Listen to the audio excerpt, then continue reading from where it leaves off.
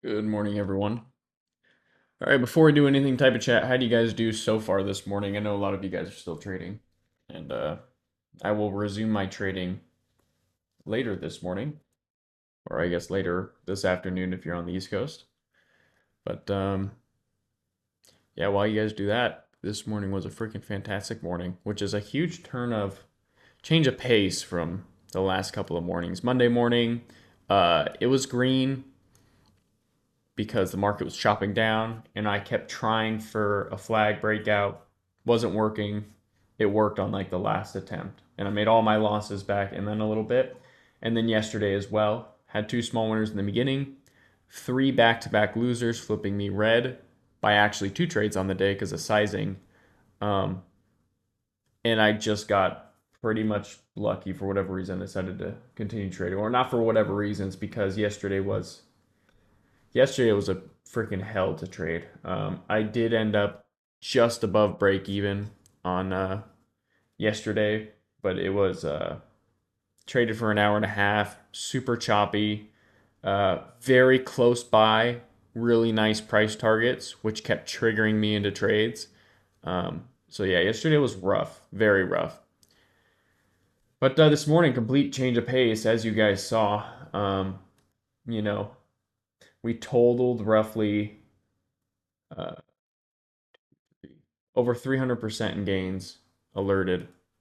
Possible gains alerted, I should say.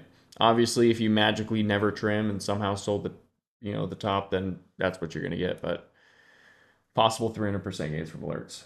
But all right, this is what it looked like before market open. Pre-market analysis is bearish, right? Liquidity analysis, all that good stuff.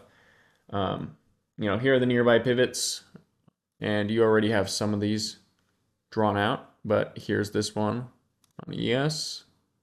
I should say these ones, and this one on NQ. Now, NQ has weak demand, 145-minute demand, and it's closer to the pivot.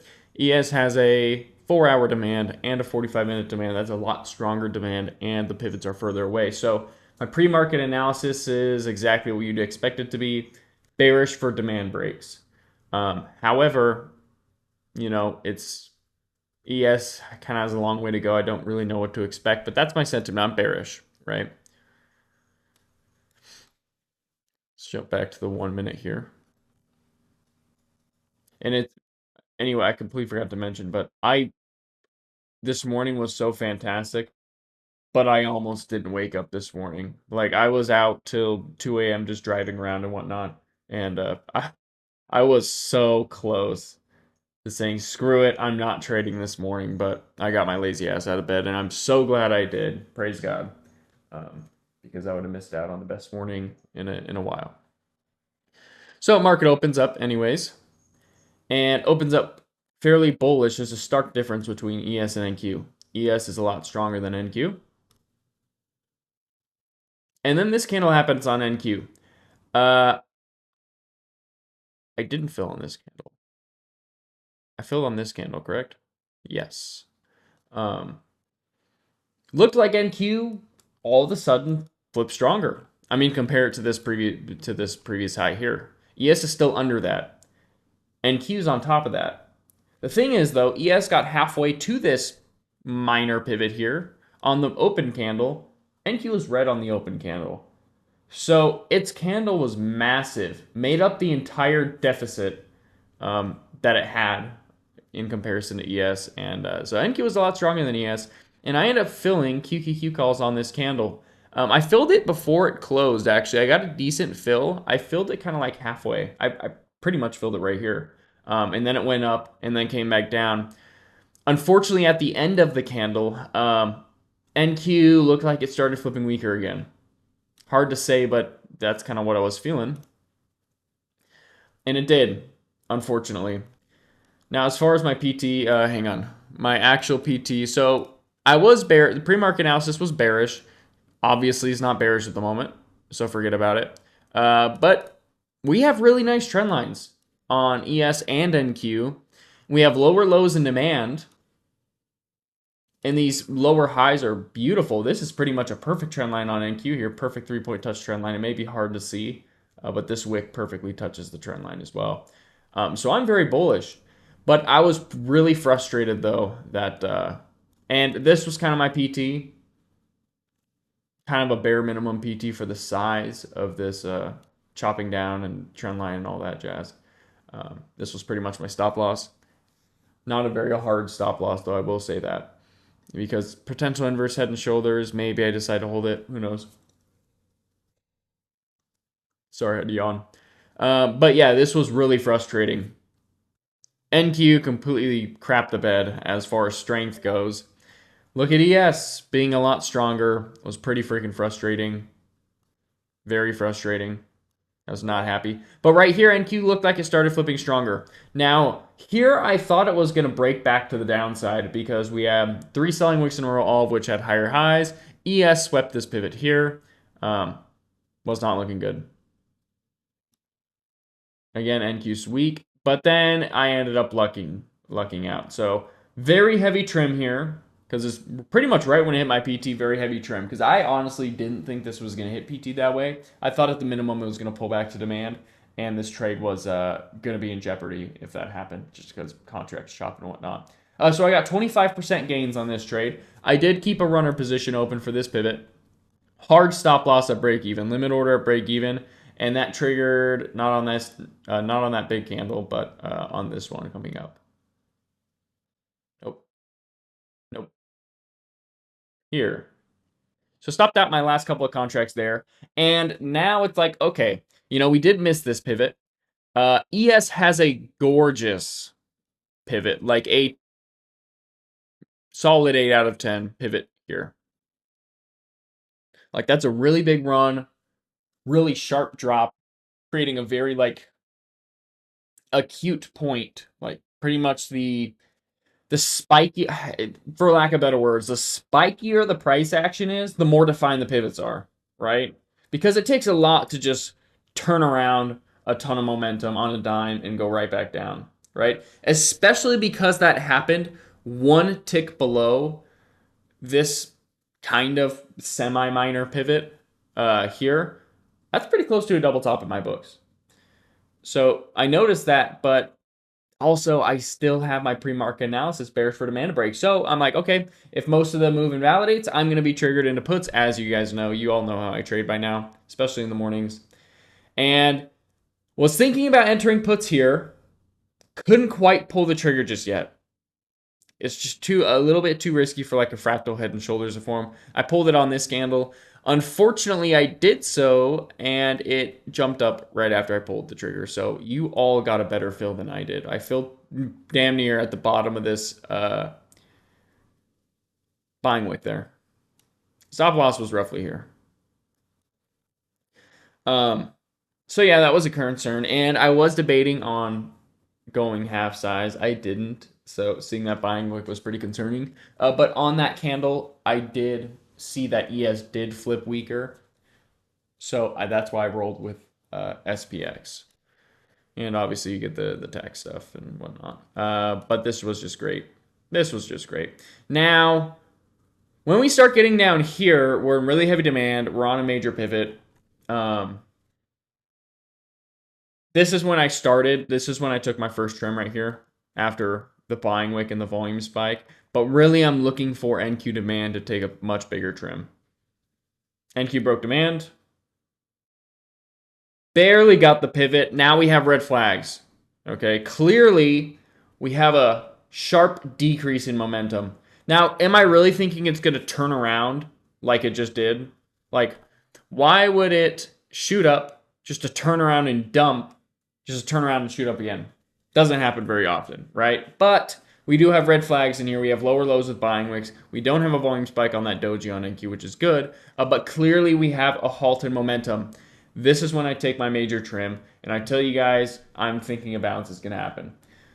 So I trimmed knowing a bounce would probably happen, and was planning on adding back when that bounce invalidates. That was a lot more than a bounce. I cut the last there. So I got 58% gains. Roughly, I think I averaged like probably close to 40%. maybe 35 to 40% on that trade because I didn't just have a runner left, I had a few contracts left. And usually I'm pretty good at holding my entire position at least into the first PT, but NQ pivot was kind of my first PT, and with ES and pretty heavy demand and all that, and with the red flags there, it was pretty easy to let go of a lot of my position. So, anyways, the put's got 58% gain, so I'm bright green on the morning. I'm green by at least two good size losses. It would take two good sized losses to flip me break even. But now I'm like, okay, if this bounce invalidates, I'm getting back in because I am still bearish for demand to break on ES, and this is still good liquidity down here. Like these are good pivots here. So that's the plan. And I told you guys I'd go half on each, but on this candle, you can clearly see that the NASDAQ is indeed weaker. And we did break to the downside. So I filled QQQ puts, half size. And on my chart, you guys, obviously on my charts, you guys see my positions, which is what these tools are. And I put my PT somewhere down here. It doesn't really matter. I'm going off the ES chart. So I will trim once ES hits this level and sell the rest once ES hits this level, right? But I did say specifically in my channel, that stop loss is hard. It's very close. I'm running a tight stop loss, but it is a hard stop loss. Hell, if we sweep low a day and shoot up even mostly to stop loss, I'm selling it early because we're on a pivot, we're in demand, all that. Trade started out beautiful, but now we got the volume spike. Now we got the buying wick on on NQ and the lower low. That's a reversal candle right there. And I typed in my channel when this candle happened, while it formed, I said that's a very bullish buying wick. So I was expecting a bounce. And the bounce was more than I expected. I actually sold. Well, I tried selling early here, but I ended up filling like right here. So I pretty much just sold not a great spot. So I entered those at, I believe, off memory, I believe I entered those around 65 cents and stopped out around 54 cents. So minus 17% loss, full size. That's totally fine. I did say if we do come back down and invalidate that huge green candle, I will try one more time for it, as I do, because it is still a valid setup. But right now, I'm just kind of hoping that I didn't get swept. Well, I didn't get swept, and NQ flipped pretty strong. It was a good stop loss. Flawless. Love it. And it's right here that I said, okay, if ES gets to around 56.26, I'm going to be bullish for new high of day, because this is kind of a hard bounce. NQ put a proper low of day in. Like, you got the buying wick, you got the volume spike, you got the lower lows, you got it against a pivot. ES didn't get the pivot, unfortunately, but it's also got heavy demand, so, it's not the end of the world if it doesn't get the pivot. And by roughly 56.24, most of this move invalidates. If you couple that information with the context of how freaking beautiful this pivot is, I'm going to have to enter calls, like roughly here, right? And that's what I end up doing. So I entered calls on, I believe it was a close of the 709 candle. Let me double check. It was one of the two. I believe it was a close of the 709 candle. Yep. Close of the, pretty much, yeah, close of the 709 candle. I filled SPX calls, and I filled QQQ calls as well right after I entered SPX calls. I have them both on my active trader, as all of you should. And I actually got a damn good fill on those QQQ calls. Even though they didn't end up moving as much, this candle started off red, and I pretty much filled at the bottom. Now, I was half size in each because, I think I was a little bit more than 1-to-1 leverage because my SPX position was just a little bit bigger. I didn't do the math perfectly because I entered so fast. But I was pretty much 1.0 leverage between the two positions. So it comes off as two alerts, but as you guys know, if I enter both, that just means I don't know which is going to be stronger. If one flips weak and I only enter the weak one, then I'm shit out of luck. Because my main thing is, we go up, we get to the pivots, it's going to be freaking beautiful. But I don't want to miss out on that by getting unlucky. So I spread the risk. But anyways, this was the trade, and it was freaking great. This was the last trades I made today. I did trim. So I nearly just scrolled past it. You see the potential inverse head and shoulders on NQ and ES. When would it likely pull back for that? Supply. Pretty much when it hit the supply and started putting in a buying wick, I did take a pretty decent sized trim on both QQQ calls and SPX. But I did say if we do get a solid pullback, I will add back to my positions the amount of contracts that I trimmed when that pullback invalidates. Here's the pullback. It was a freaking beautiful trim. Trades didn't dip into the red. But right at the beginning of this candle, I re-added what I trimmed. So I was actually heavier than I was at the beginning because I didn't just re-add the dollar amount. I re-added the amount of contracts. I didn't really have time to do the math. And it ended up going pretty well. Hit first PT. Next PT is NQPT. And there you go. It was freaking beautiful. By the time ES hit PT, pretty much at the top right here, I pretty much only had a runner position left. But when this candle happened, I couldn't sell because it was indeed a perfect double top at the next pivot, 56.43.25. After that, I am out of PTs nearby. Boom, sold all on this candle here. Also, so you can see it on my chart, it also lined up with NQ's PT. NQ also got to this pivot. So sold all of it right when NQ touched this pivot, right when ES touched this. Freaking beautiful. Got 160% gains on that last sell for SPX calls and 102% on QQQ calls. Was freaking glorious. And while the result to a brand new trader that, or not even to new traders, to traders that have been trading for 6 months to a year that don't know what they're doing, which is most traders that have been trading for 1 year to 2 years. They think they know what they're doing, they don't know what they're doing, and that's why they're good enough at TA to go on streaks of green days and, you know, have a few green days in a row, maybe a couple green weeks, and then first red day comes, first couple of red days come, and you lose everything. That's typically the trend that most traders get stuck in forever, actually. But that's besides the point. Anyways, what I was getting at is most traders they'll see mornings like this, opposite results of the beginning of yesterday's morning, and they will just kind of assume that I traded differently, that I traded better today. Pretty much that. You know, Bryce traded way better today than he was yesterday. That's not the case at all. I traded the exact same. I trade pretty much like to the 90th percent that I can do. Maybe like 10%. There'll be like a 10% variation depending on context and whatnot. And split decisions that are really hard to make, and maybe I make the wrong one every now and again, which is fine. I trade the exact same way every single morning, the exact same type of analysis, the exact same type of trades that trigger me in. I've been doing it for freaking trading this style for 4 years now. Yesterday was a freaking atrocious morning to try to trade, and the only difference between this morning and yesterday's morning was just luck. As most of you guys with a probabilistic understanding of the markets understand, it's literally just luck. It's a roll of the dice.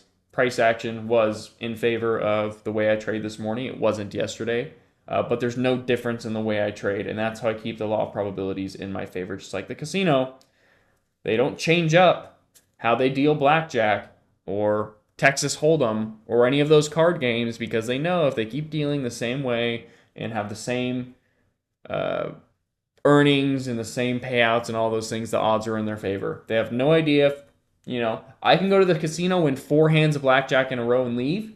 That's like a red day for me. But it doesn't matter because over the course of 365 days in a year, 270 something, I think, trading days, I'm going to be very green just like the casino is. And that's what all you guys need to understand. So no difference between the way I traded this morning and the way I traded yesterday's morning. Just price action actually worked out today. Did what it was more likely to do in my eyes. But with that being said, does anyone have any questions regarding today's analysis and trades? Missed my ES pivot by 2 points this morning. The bottom one? Yeah. Yeah, I missed mine too. I took a red trade there. That's what I was going for. But it doesn't matter because, you know, I caught the run up. This was such an easy trade to make. The trend lines were so beautiful. Caught the run up, caught the drop, just re-entered for this and missed it. But it is a pain if you entered here and this was a hard PT on futures. Yep, that's going to happen. That's going to suck. Options, there's more trimming, so you're not going to barely miss things. Yesterday, I barely missed a PT on options, which is crazy, but yeah, that's how it goes. But a lot of people have trouble stopping out, but if you can't stop out of this trade, like I always say, and Mark Douglas always said, losses are nothing more than business expenses that make you available for the next winning trade.